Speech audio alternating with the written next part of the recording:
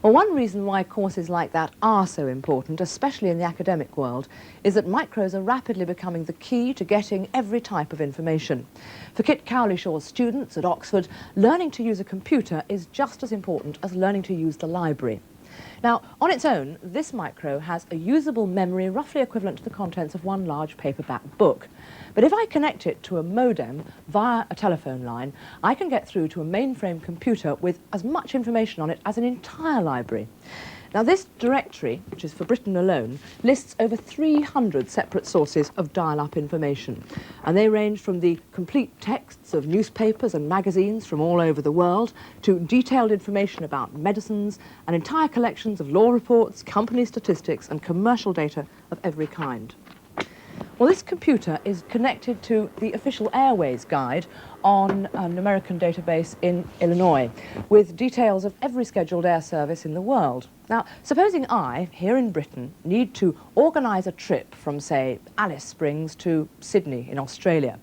That could be quite tricky. I mean, I don't even know which airline it is. But with this, I can simply enter /S to alert the system that I want to schedule. Then it asks, what was my departure city? Well, I chose Alice Springs, so I'll give it that information. And it's going to prompt me, yes, destination is Sydney. And it'll keep asking me questions until it gets all the information. And we've got a problem there because there are several Sydneys in the world. It gives me the various choices. I want number 1, which is Sydney, New South Wales. And what's it going to ask me for next? Departure date. 22nd of July, let's say. And I suppose, yes, the time. So I'll go for 10 o'clock. And then it'll digest that information and hopefully give me the information that I want. Yeah, there we are, choice of 2 flights, the 10 past 12 or the 10 to 2. Now, that sort of information is very valuable, especially to me. And the database companies are happy to charge you for it. But most of them charge you not by how much information you find, but by how long you're connected. Now, for instance, this one costs about 50 pence a minute. It doesn't sound a lot, but it all adds up. So, it's not just a matter of knowing how to get the information, but how to get it quickly. And it can be very quick. Now, all the travel details that the computer needs have been pre-programmed onto a function key. Now, equally, you can type the details in yourself as long as it's in the correct sequence. Either way, there's my choice of flights, same as before, but achieved in a fraction of the time. Well, the Airline Guide is a very specialised database, but there are many others with more general information in them. This one is World Reporter, a British database, and amongst other things it stores the full text of 4 or 5 newspapers, magazines like New Scientist, and even BBC News bulletins. It's obviously very useful to people like journalists, and it's easy to use. The commands are in straightforward English. Now, to search a database like this, you enter keywords that you think are likely to appear in the articles you're looking for.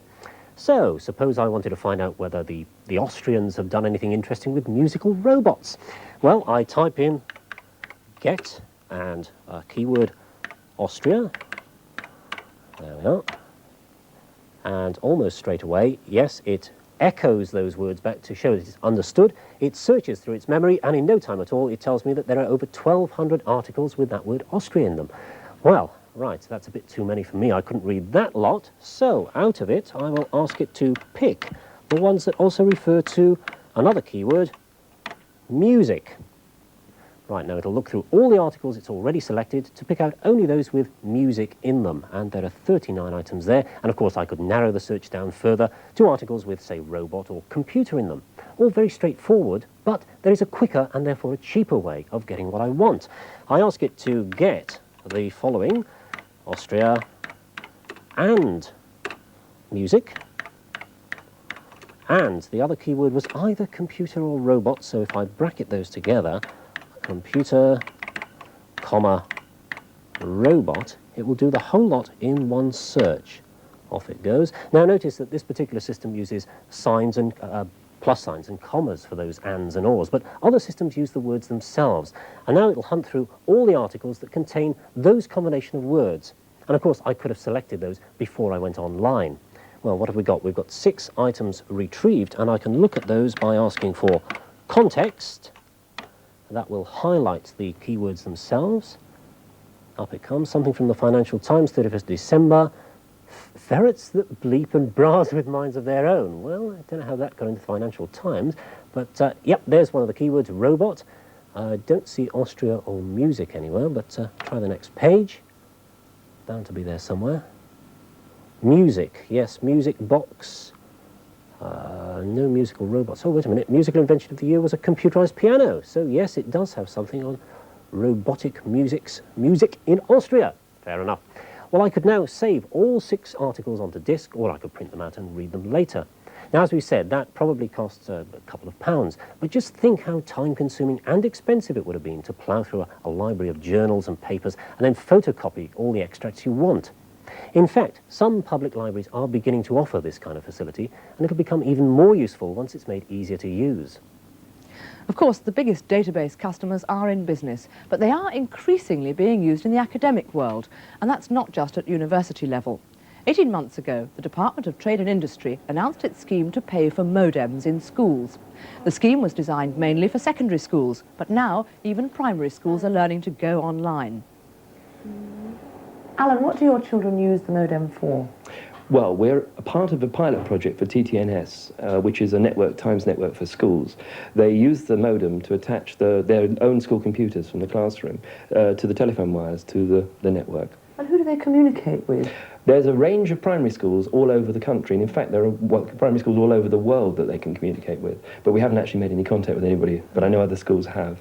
What sort of messages do they send back and forth? Well, the sort of messages that we've been most successful is when we're doing a project on a particular area.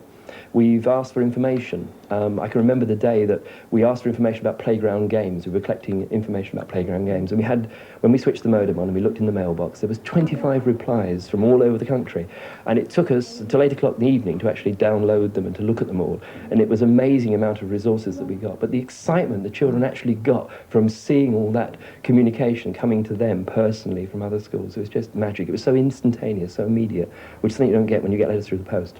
So apart from familiarising themselves with this equipment, I gather you think the children had something else to learn as well? I do. I think that it's important that they use computers in their everyday lives. I think it's also important they realise how computers are used in the real world outside. I think it's not enough for us to be insulated in the classroom and say, there's computers, there's all the other facilities that we use. I want them to realise that they can use computers as the business world uses computers. They can use them for communication. They can pick pictures off satellites. They can pick information from other schools from all parts of the world. These tools are here now for them to use, and I think they should be exposed to them to learn about them. But given the shortage of cash in schools, even if they have been given modems by the government, there will be many schools who simply won't be able to afford to use them.